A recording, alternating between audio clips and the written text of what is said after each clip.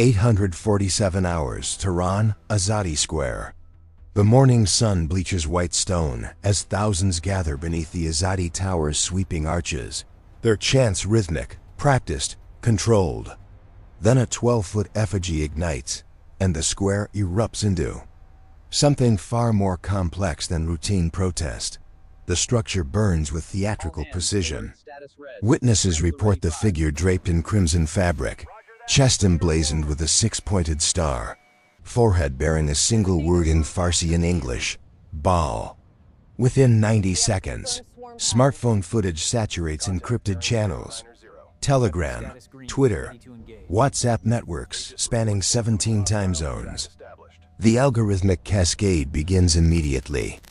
By 09:03 hours, the video accumulates 1.4 million views across fragmented platforms. By 1100 hours, that figure exceeds 8 million. The information warfare specialists monitoring open-source intelligence networks in Langley, Tel Aviv, and London recognize the signature instantly. This is not spontaneous rage. This is engineered symbolism designed for maximum interpretive chaos, symbolic payload analysis, multi-vector narrative weaponization. The effigy operates on 3 simultaneous semiotic frequencies, each calibrated to trigger distinct audience responses across incompatible ideological ecosystems. Intelligence analysts categorize the symbolic architecture as follows.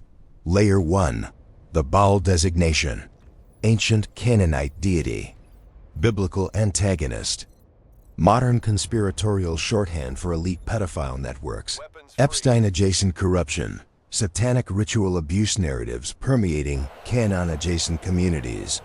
The term carries 2,800 years of accumulated symbolic density. Iranian state media outlets do not deploy this reference casually. The choice signals intentional engagement with Western conspiratorial vernacular, a linguistic bridge designed to recruit fringe Western audiences into anti-Israel solidarity frameworks. The message structure follows established hybrid warfare doctrine. Use the enemy's own mythology against itself. Layer 2, the Star of David, 6-pointed hexagram, Israeli national symbol since 1948. Zionist iconography. But also deliberately, cynically, the geometric shape conspiracists associate with occult practices, synagogue of Satan rhetoric, and anti-Semitic tropes spanning centuries.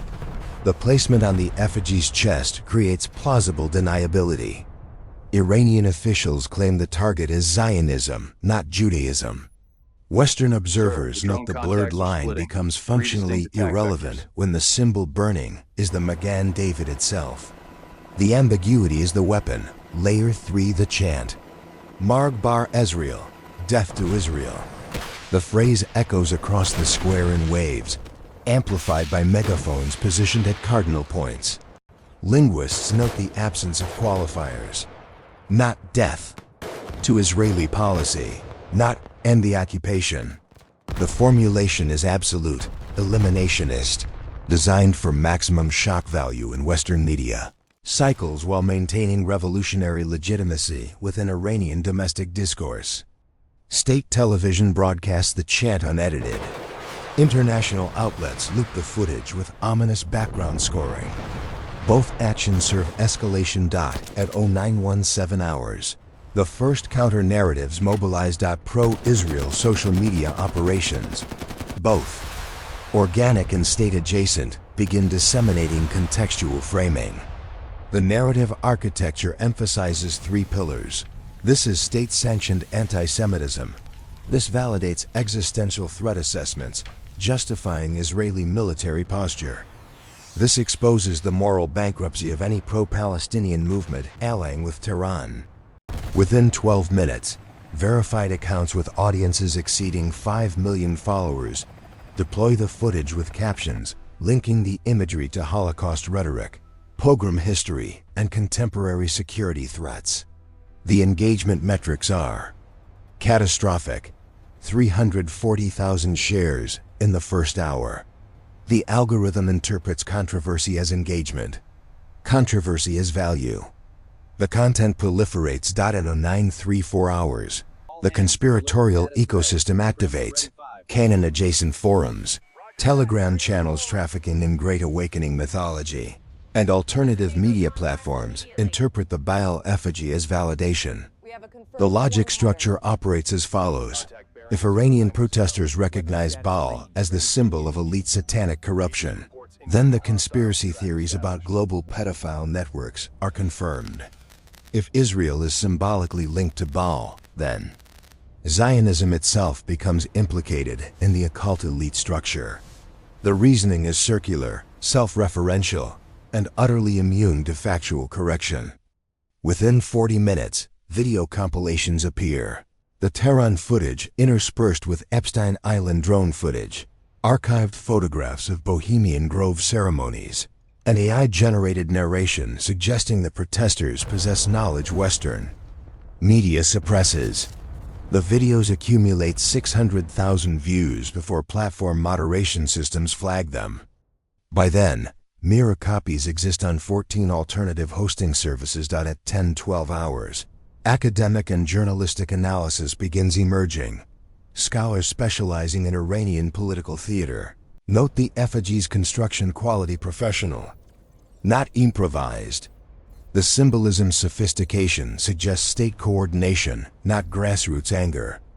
The Baal reference indicates awareness of Western conspiratorial discourse, likely amplified through Russian and Chinese information operations that have spent years cultivating anti-establishment narratives in American and European digital spaces. The strategic objective becomes clear. Create a symbolic artifact so interpretively unstable that every ideological faction can claim it has evidence for pre-existing beliefs. Pro-Israel hawks see genocidal intent. Anti-Zionist activists see legitimate resistance to apartheid. Conspiracy theorists see confirmation of occult elite networks. Each group amplifies the footage to different audiences, achieving what no single propaganda campaign could accomplish alone. Total information saturation across the entire political spectrum.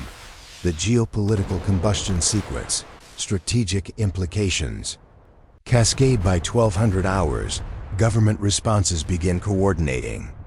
The Israeli Foreign Ministry issues a formal statement condemning the imagery as incitement to genocide, masquerading as political protest.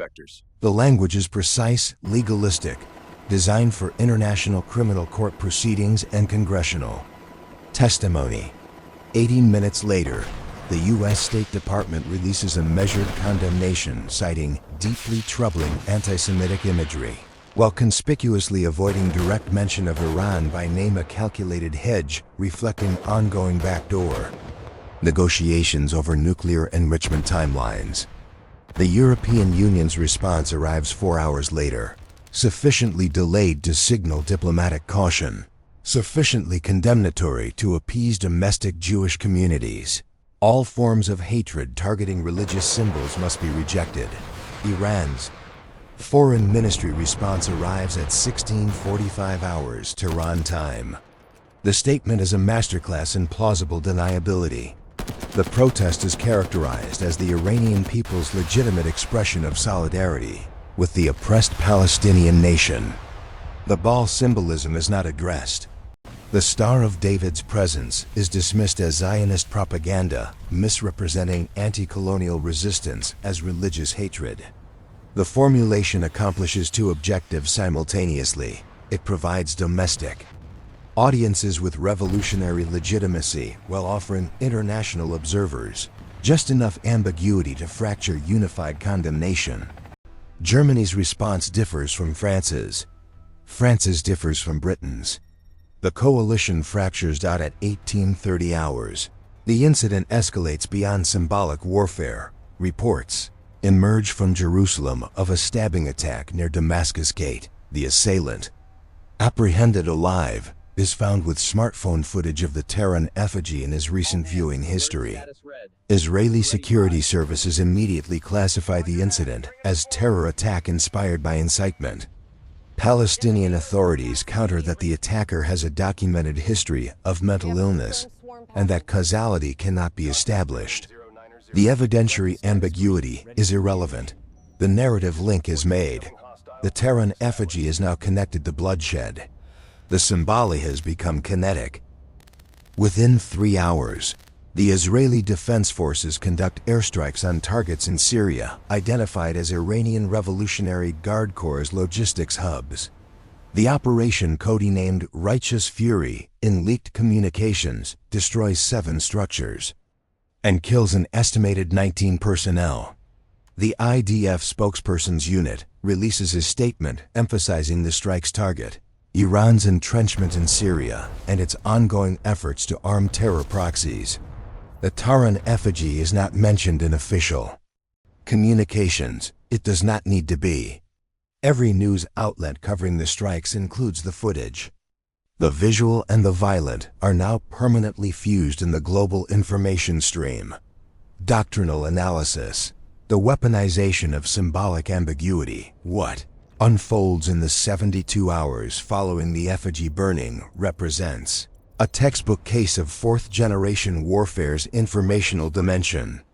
The traditional battlefield geography, firepower, maneuver is subordinated to the semiotic battlefield where meaning itself becomes contested terrain. The Iranian operation succeeds not because it convinces audiences of a single narrative, but because it creates infinite narratives simultaneously, each reinforcing pre-existing biases, each driving engagement, each making rational discourse impossible.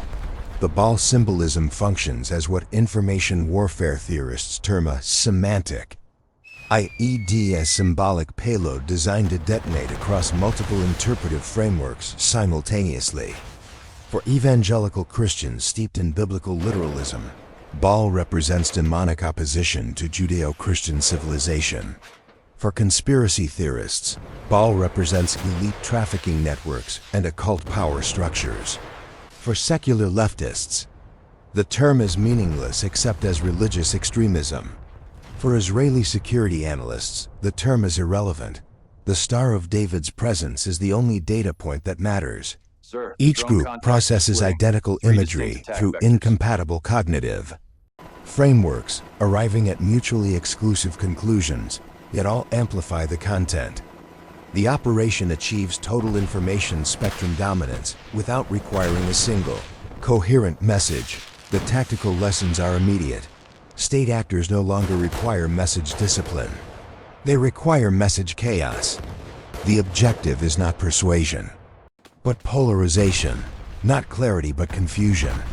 The most effective propaganda in the networked age is propaganda that means everything and nothing simultaneously. Propaganda that recruits its own audience into collaborative meaning-making. Propaganda that turns viewers into co-creators of the narrative. Iran's symbolic operators understand this doctrine at a level that rivals Russian and Chinese information warfare theorists. The effigy is not a message, it is a virus. And every share, every rebuttal, every condemnation, every analysis replicates it. The anti-Semitism threshold. Definitional warfare as strategic terrain by the 48-hour mark. The debate metastasizes beyond the incident itself into foundational questions of definition. Is burning a Star of David inherently anti-Semitic? Or does context determine meaning? If the stated intent is anti-Zionism, does that intent negate the symbol's broader meaning? Can imagery be divorced from its historical resonance? Or does the Star of David carry immutable significance, regardless of contemporary political framing? Jewish organizations across the spectrum issue statements. The Anti-Defamation League categorizes the effigy as unambiguous anti-Semitism, weaponizing ancient hatred in modern geopolitical conflict. Jewish Voice for Peace, representing a progressive, anti-Zionist minority, releases a counter-statement arguing the incident is weaponized by pro-Israel advocates to conflate legitimate criticism of Israeli policy with bigotry. The definitional fracture is absolute. Both groups claim to speak for Jewish safety. Both groups arrive at opposite conclusions. The ambiguity is not accidental. It is engineered. This represents the apex of contemporary information warfare, manufacturing. Incidents so interpretively unstable that they weaponize the very concept of truth itself. There is no neutral observation point. Every analysis is predetermined by ideological priors. The Iranian operation does not need to convince anyone of anything. It only needs to ensure that productive dialogue becomes impossible, that shared reality fractures into tribal epistemologies, that the information environment becomes so toxic that exhaustion replaces engagement, that at 76 hours post-incident, casualty assessments solidify. The Jerusalem stabbing victim survives with serious injuries. The Syrian strikes kill 19, with Iranian state media claiming 4 were civilian contractors. Social media platforms remove 127,000 pieces of content related to the effigy for violations of hate speech policies, community guidelines, and terms of service. The removals trigger immediate backlash from free speech advocates, who argue the footage documents newsworthy political protest. The counter-backlash from anti-hate organizations argues the platforms acted too slowly, too timidly. The content moderation debate becomes another front in the same symbolic war. There is no resolution, only escalation. Strategic ramifications. The post-symbol landscape, the long-term implications, extend far beyond a single protest incident. The Tehran effigy establishes a new baseline for symbolic warfare in the Israel-Iran shadow conflict. Future operations will calibrate against this precedent. Iranian planners now possess confirmation that hybrid symbolic attacks fusing religious imagery, conspiratorial mythology, and anti-Zionist politics can achieve information saturation without risking kinetic retaliation. The cost-benefit analysis is stark. 12 feet of fabric, 4 hours of planning, 0 military expenditure. And the result is 3 days of global media coverage, diplomatic fracturing, and radicalization acceleration across multiple constituencies. Israeli strategic planners face an asymmetric dilemma. Kinetic responses to symbolic provocations risk escalation spirals while providing limited deterrent value. Non-kinetic responses, diplomatic condemnations, social media campaigns, appear weak to domestic audiences demanding forceful leadership. The symbolic attack exploits a fundamental vulnerability in democratic societies: the requirement to respond to provocations through processes that are inherently slower, more constrained, and less viscerally satisfying than the provocations themselves. Authoritarian regimes operate under no such constraints. They can manufacture symbolic attacks at will, knowing democratic responses will always lag, always appear inadequate, always fracture along internal political fault lines. The conspiratorial ecosystem emerges as an unexpected strategic winner. The Baal effigy provides conspiracy communities with a propaganda windfall. Footage of foreign protesters apparently validating core mythological claims about satanic elites, occult networks, and suppressed truth. The fact that Iranian state operators likely engineered the symbolism specifically to exploit these communities is irrelevant. Conspiracy logic is immune to ironic appropriation. If elites use conspiracy theories as cover, that only proves the conspiracy goes deeper. The circular reasoning is impenetrable. The radicalization accelerates. The 96-hour assessment, no resolution, only metastasis. 4 days after the effigy burns, the information battlefield achieves a state of permanent contestation. Pro-Israel organizations cite the incident in fundraising emails and congressional testimony as evidence of existential threat. Anti-Zionist activists cite the same incident as evidence of Zionist propaganda manufacturing anti-Semitism, claims to delegitimize Palestinian solidarity. Conspiracy theorists cite the incident as proof of occult elite networks. Mainstream media outlets cite the incident as proof of rising global anti-Semitism. All narratives are correct within their respective epistemological frameworks. All narratives are mutually incompatible. This is not a failure of the information ecosystem. This is the ecosystem functioning exactly as designed in an age of weaponized ambiguity. The tactical action officers monitoring this operation from Tehran's Strategic Communications Command assess their mission objectives as exceeded. The operation cost less than $4,000 in materials and labor. It generated an estimated 400 million global impressions across social, traditional, and alternative media platforms. It accelerated polarization across 7 separate ideological constituencies.